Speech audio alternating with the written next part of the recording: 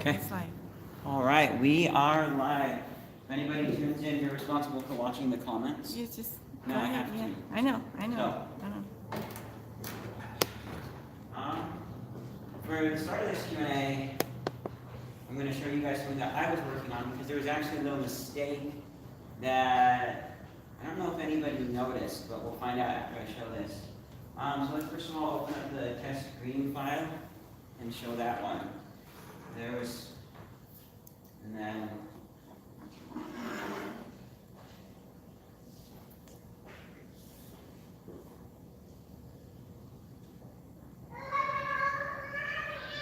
you can go ahead and show up whenever. You want the lights out? Yeah, sure, turn the lights out.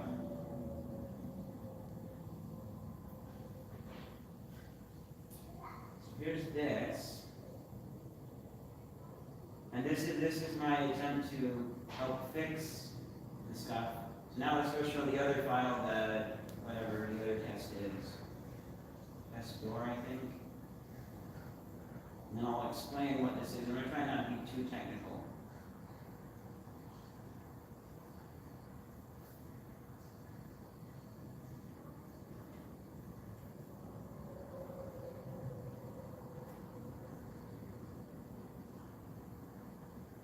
Okay, we can go ahead and turn the lights back on. So actually, first of all, what do you guys think I was trying to fix? Anybody got any ideas? Could you see it? There was some green there. The green was actually one way of trying to Yeah, fix it's it. the green shape.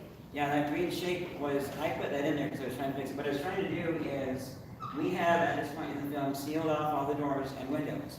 Well, there's sunlight coming in the front door. So I'm, oh my goodness, thankfully people here didn't really notice that, so that shows that it was, there were a few subtle things where I'm like, they probably won't see it, but I did try and fix that by actually going and putting the door in, which is a very long and tedious process, and if you really want to see it, I did a lot of live streams on YouTube before I said this is not worth my time, but it involves, tracing around the two people walking, and then from there, putting something behind it, and then getting a picture of the door, and making it look just right, and resizing it, and moving it almost frame by frame. So there were some attempts made, and I said, yeah, this isn't worth my time. And I hated doing that process before, and I hate it even more now. So now we'll turn over to question and answer from anybody on YouTube or everybody here. What did you guys think of the film? Lots of comments. Okay. Where did you come up with the idea for it? I'm not exactly sure, because it's been a while. Usually my ideas, they come almost fully formed.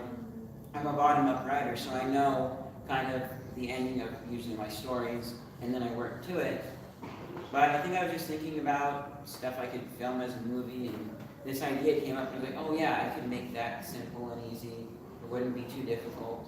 Then I went online, there's a Facebook group, Utah Filmmakers and Actors. A bunch of people were from there that I never met before, but they showed up and helped out. I had friends helping. So it was just something that happened one day. After you came up with the basic story, did you write it so that you'd be able to hug this girl multiple times throughout the scene? No, I didn't. And by the way, she's actually my cousin. So, yeah. Okay. Where did you get the music and how did you make it match the action so perfectly? So this is something that, you can get custom designed music. I believe the Rise here does music stuff.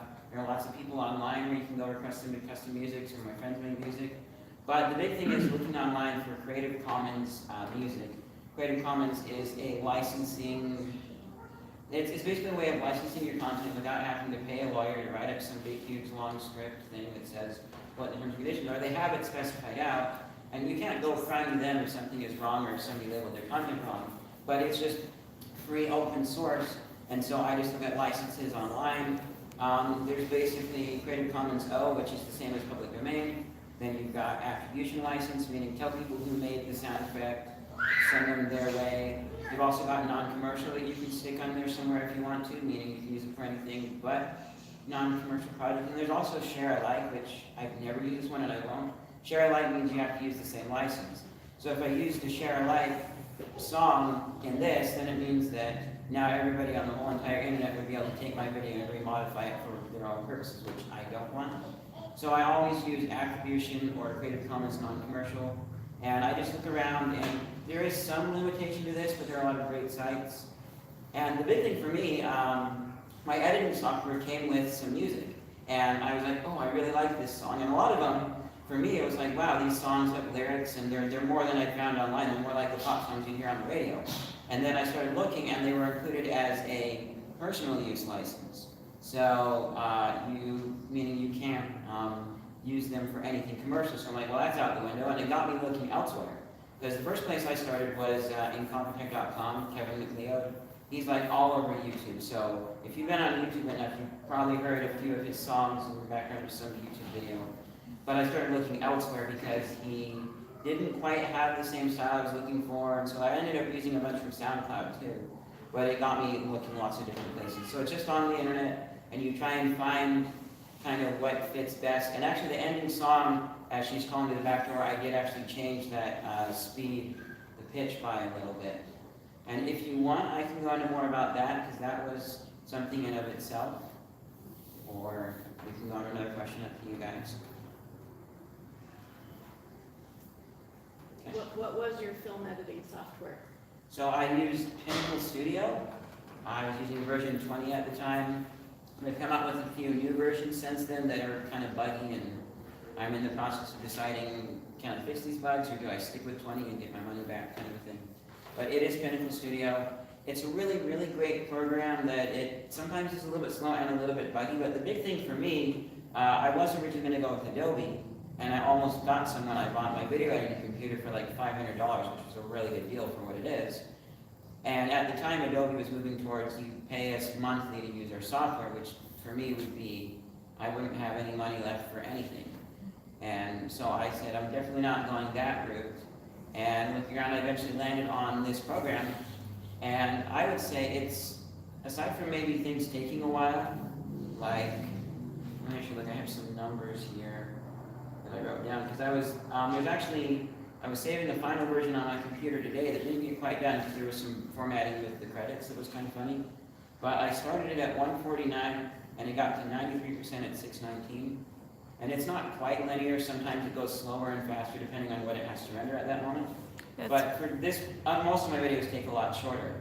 But so aside from time, I would say that this program could do most of the corporate videos that I've seen for different companies.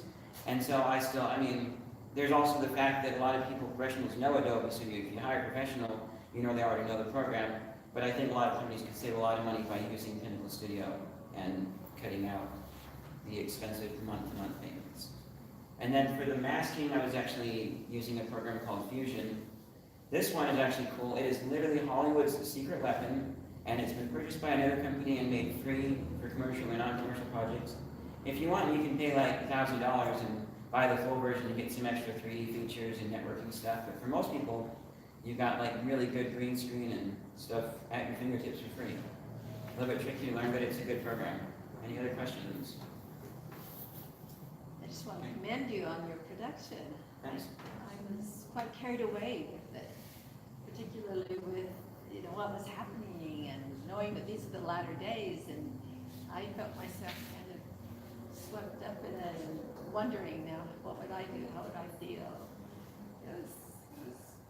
And that's actually something that I've not really thought about, but that is actually a very good sort of thing to point out for everybody on YouTube. If you happen to miss the few videos where I've said this, I am a member of the Church of Jesus Christ of Latter-day Saints, short name is Mormons. So basically, her reference is that we believe that we're kind of sort of working our way towards the end when God's going to come again. And I never actually thought about that this was kind of mixing in with that, but it is, and there are a lot of things happening related to that, so I guess it is kind of sort of the latter days, and more stuff like this is going on than anything else. Are you working on your next project? So I have lots of little projects, sort of.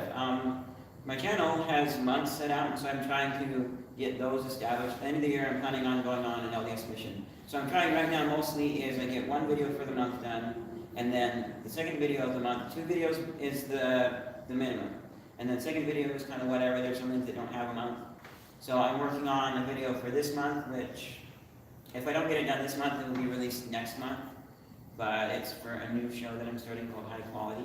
I can't say what that is. You can go look up, I did an announcement video.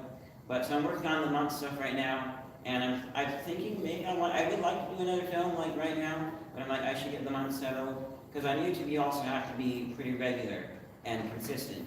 People like knowing that they can come back for stuff. And actually recently I really like this. There's a YouTuber named Tom Scott who started telling about how he got popular. And it's different for everybody on YouTube, but the one thing he said that I liked was that it's a lot better to have a lot of stuff that's okay, because it's more chances that something will go viral than it is to have a lot fewer things that are like really, really, really good, and then, you know, almost none of them get really popular. You want to have better chances. But then that also makes me think of, I was watching for the Coen brothers, because I did a little bit of an English class online, and they had me watch Oh Brother Where Art Thou. It's funny, a little bit crude, so I can't quite recommend it to everybody. But one of the things when I was looking about the Coen brothers is they said they started out to make their first film, they got all these expensive lights, rented these big, huge, expensive cameras and all this stuff, and they made it like a Hollywood production. And it you know, it didn't do super great. And so they're like, let's try something, let's tone it back. Let's try a few other things so we can get this to work. And so they went and they used their own personal camera that had a stock pixel in the middle, and they filmed it a lot shorter time, a lot cheaper, and that one was a lot more successful and better. So it's kind of use what you have. The other thing too is the camera that I filmed this on, I actually have over there in my bag. A lot of people say, you know, the best camera is the one you have with you, so I have a good camera with me. Okay, Mom, question? Purple Blade says hi. Oh, hi. We got somebody watching. So do we have any other questions or comments? If not, then I'll say a few more things about it. Okay. What's the camera you use? So the camera I use is the Sony HX90V. It's a small little point-and-shoot camera that has 30 times optical zoom.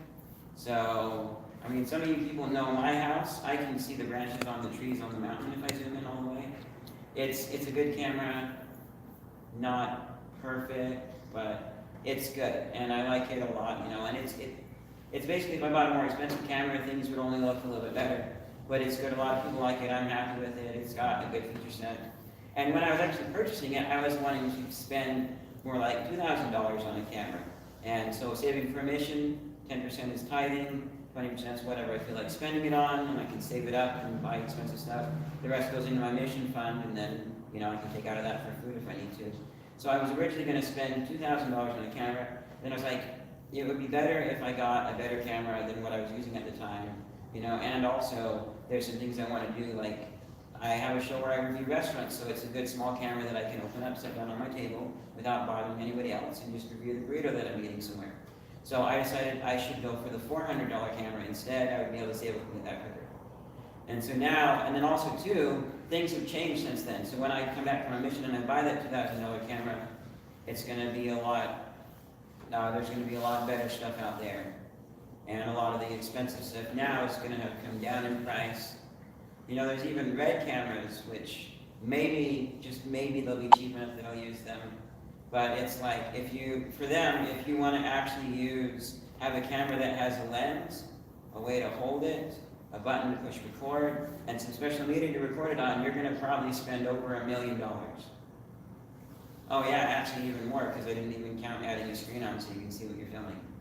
So there's expensive stuff in there. I won't probably go that expensive unless they come down really low in price. But I do want something a little more expensive, and not a DSLR, because they have like a recording limit. My camera does too, it's about 30 minutes. But when I get a bigger camera, I want something that can go for longer. I probably won't need longer. My friend said the longest one take scene in a film was 10 minutes. But what if for some weird reason I decide, okay, I'm more comfortable doing wedding videos? Because I filmed one and I don't want to do that again. But mostly because it was like a one take, you make it good. It was for a friend, so it was one take, you make it good. And then, if you mess up, there's no redos. And there's some stuff I do that is one take, like if I did a science experiment, that would most likely be one take, and I'm okay with that. But, so, I do want something that could go for longer if I needed to record something that was an unknown length, over 30 minutes long. Or for my stuff too, sometimes I end up the camera and talking for 30 minutes about something. So, yeah. Colby Gershner says, congrats on the film. Thank you, Colby.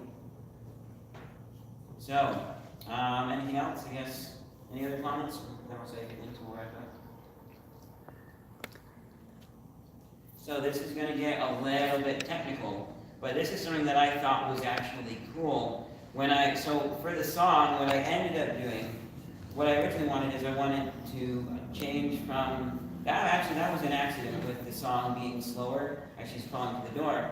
So I was working with my program and all this, question, comment? Sorry, Colby says, was the tuna on the cookie gross? Oh, I forgot about that. Actually, that was actually really good. It was Oh. ginger snaps with mayonnaise and tuna. And that actually tasted good. And then I believe the sandwich tasted good too. Yeah, and those weren't actual Fruit Loops brand, they were like the knockoff.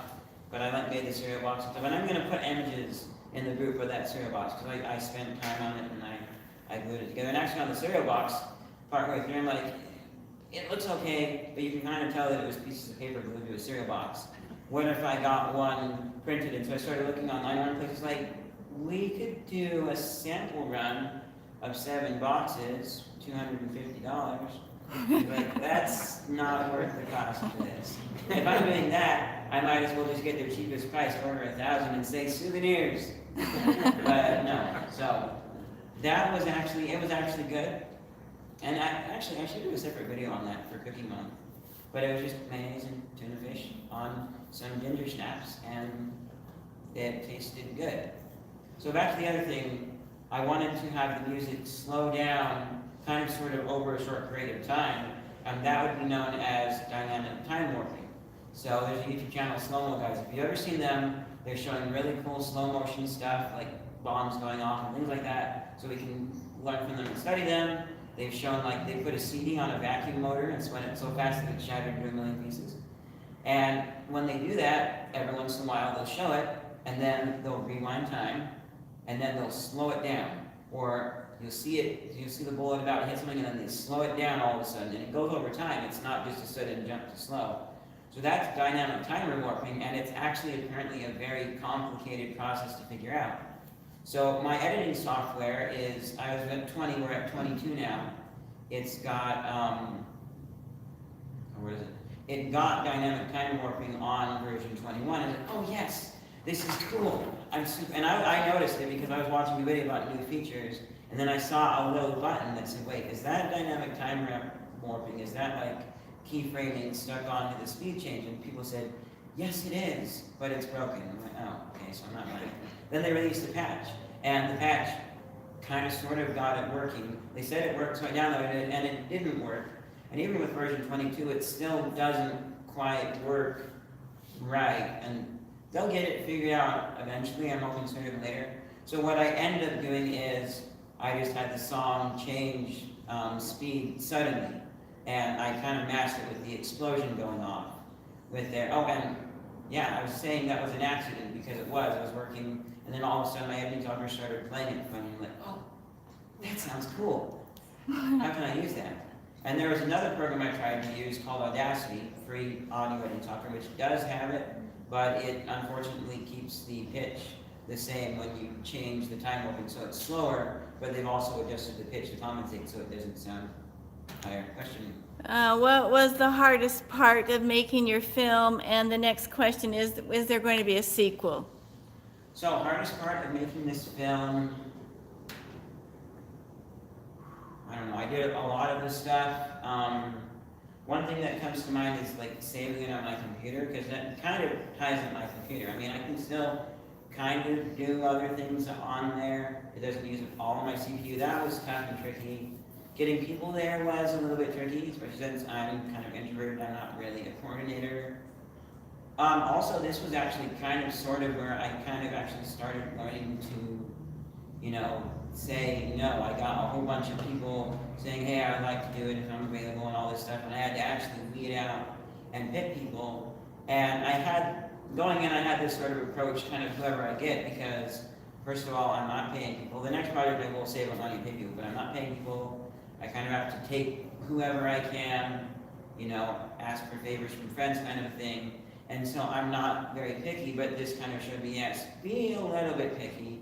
You know, if someone really, really doesn't fit, you know, don't use them. Like, if we go back to my film A Gummy Bear's Life, which is on YouTube, there was one person that, one of my neighbor girls that I grabbed last minute, and I'm gonna say this person could definitely improve, and she was nervous going into it, was part of it. But once we got there, I didn't say anything out loud, but I was kind of thinking, oh, this isn't quite what everybody else was doing. It's definitely kind of awkward. That was not great, and I had to insert some crying sound that obviously wasn't her. But so I've kind of learned, I do need to pick and choose here and there between who I have, and if I have to use somebody that's not great, okay. In the future, when I'm not pressed for time for certain things, I'll be able to say, I'm going to wait a bit, I'm going to reschedule, I'm going to grab somebody else. Because you do want to pick people that are good.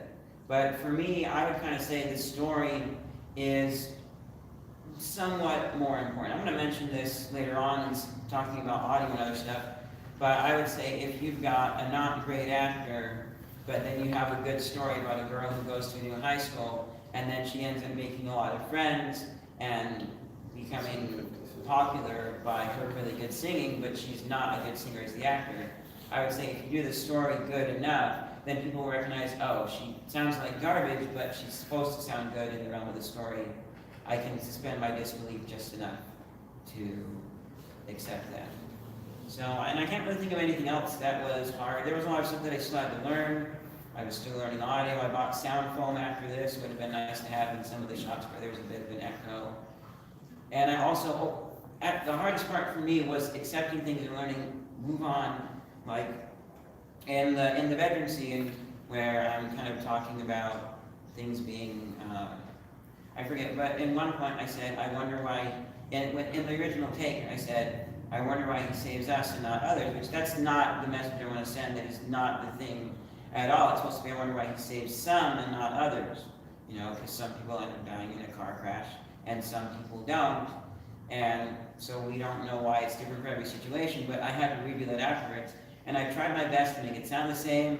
I moved extra objects out of the room that had been moved in, pointed the microphone at the right angle, and I didn't get it perfect. Mom said it's probably just going to sound like, sometimes people's tone changes when they're talking, which, it might have, but I had to accept that that's okay. And the same thing with the masking, which that one actually wasn't too hard because it just drove me nuts.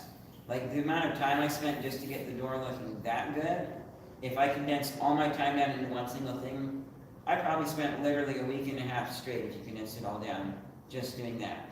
And that's a situation where if you can reshoot, you reshoot. But I couldn't, because by that point, the living room had completely changed and we moved a whole bunch of stuff around.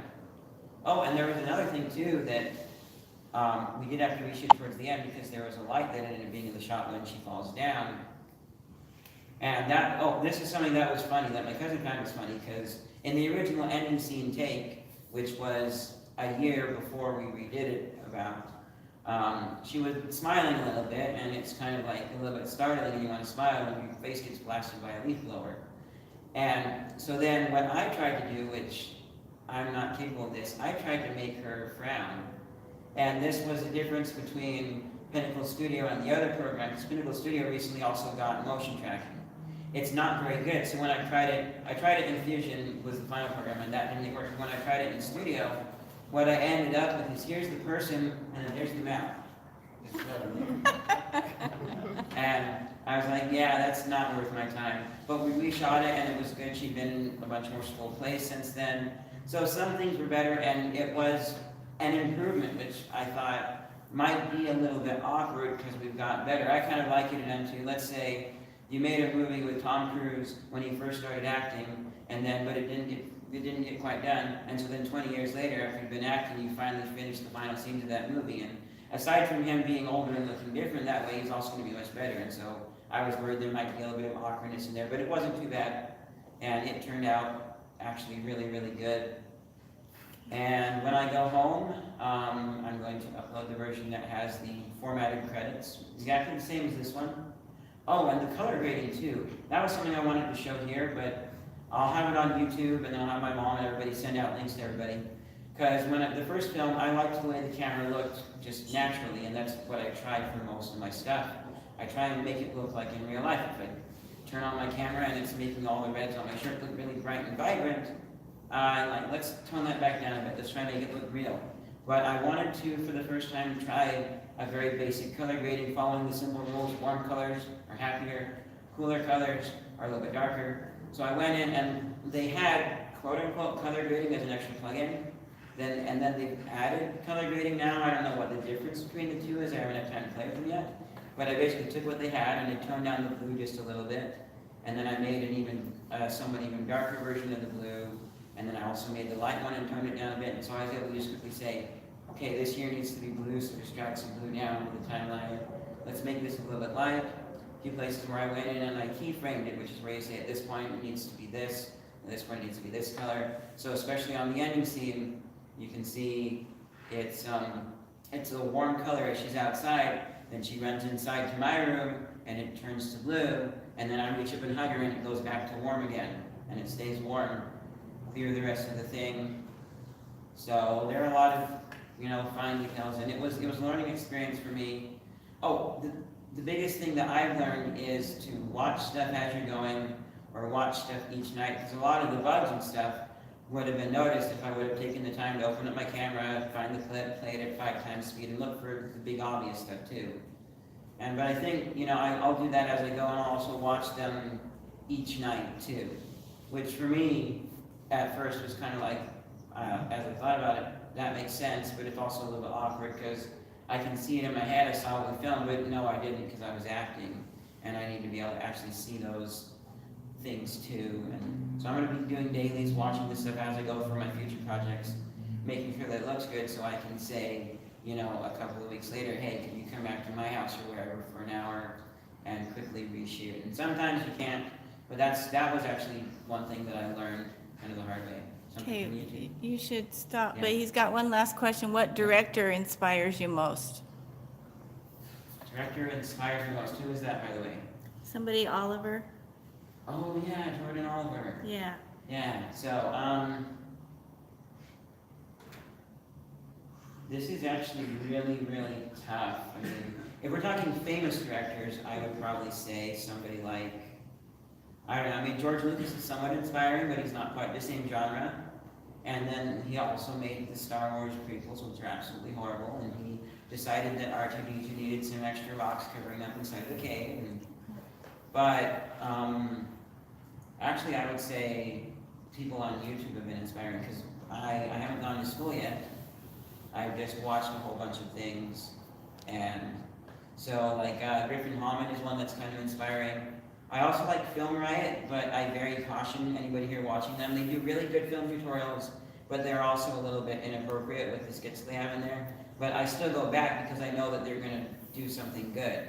And because of watching them and my experience, it's so cool because now it's like, oh hey, there's a new Film Riot video and they're doing this based on the title. Oh, I think I know how I would do that. Now let's watch their video and see how they do it. And the last thing I'll say, there's a lot of details that go into films that I don't think about. Like I watched a guy adding a missile from a rocket launcher inside of their house. And he's like, and now we're gonna take this and we're gonna make a slight reflection of the people in the room on side of the shiny missile. And I'm like, I would just take the missile and stick it on there and have it go shooting off from the green screen online. I'm not worried about like the shine on the missile so you can kind of sort of see a little bit of the person standing in the room. That's stuff that expensive films do, but yeah. So that's pretty much it. Thank you guys all for coming. Glad I could finally get it out and show it to people. And anybody that missed it is available on YouTube. You can check the Facebook post. Go see that there, or just look up Cool Shows 101, COOLSHOWS 101, all one word on YouTube. Thank you all for coming.